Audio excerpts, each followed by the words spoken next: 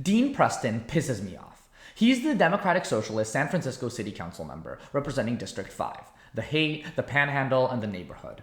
Despite his background as a tenant activist, he opposes new homes and homeless shelters. He has millions in tech stocks and owns 3 houses while claiming to be a progressive. And he's running for re-election.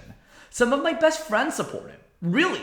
And I get where they're coming from. They see the various injustices in our city. They understand that SF is getting more expensive to live in. Maybe they're college students, barely making rent, or folks who worked hard to make a good living and still can't imagine having kids here. Dean might have been a good tenant activist years ago, and I appreciate it when he crosses the aisle to support car-free JFK Street in Golden Gate Park. But here's the part that pisses me off. Even though he sometimes talks a good game and is always ready with a photo op, his votes and bills work against the interests of his supporters and ultimately serve almost no one. While calling himself a leftist, he in fact mostly acts to help the interests of wealthier San Franciscans, and especially property owners, the landed gentry. Dean's voters are disproportionately whiter and richer because ultimately he's not for the working class. He's for someone who doesn't want their neighborhood to change or care about new homes being built because they're doing just fine themselves. The way I see it, he plays his progressive supporters and volunteers, orchestrating league of pissed off voter endorsements that always end up endorsing the establishment of our city's politics. Preserving the status quo, getting himself on Fox News, making an embarrassment of San Francisco government to mobilize his base in his support. He takes dramatic stands against new homes, like voting for a valet parking lot over 500 new homes. And those are just the most egregious examples.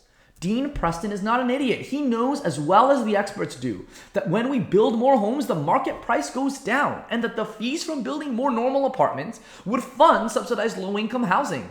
But he opposes almost all new projects regardless. And that hypocrisy is what frustrates me. I'm all for left-leaning policies, as long as they're well implemented.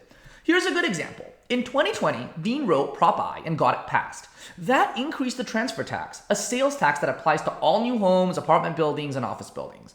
This tax on new construction is still there, and it means that fewer new projects can be built. Even more infuriating, a 100-unit apartment building is taxed at a much higher rate than a $4 million mansion, like one of the 3 that Dean owns. And the last straw, the transfer tax is not marginal, which means that a new $9.999 million apartment building has a $225K fee, while one that sells for $1 more, $10 million, pays more than double. Imagine if that's how income taxes worked. I'm a 7-year resident of this city who has lived almost all my life in the Bay Area. I've listened to various perspectives, advocated on behalf of navigation centers for those experiencing homelessness, and talked to our politicians and voters alike. I campaigned for more homes in 2022. Yes on Prop D. This guy.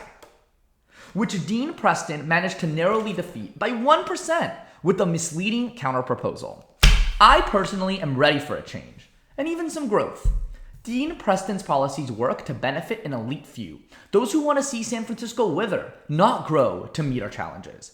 San Francisco needs leadership for all its residents. The city needs a new direction, one that truly embodies our progressive values. It's time for a change.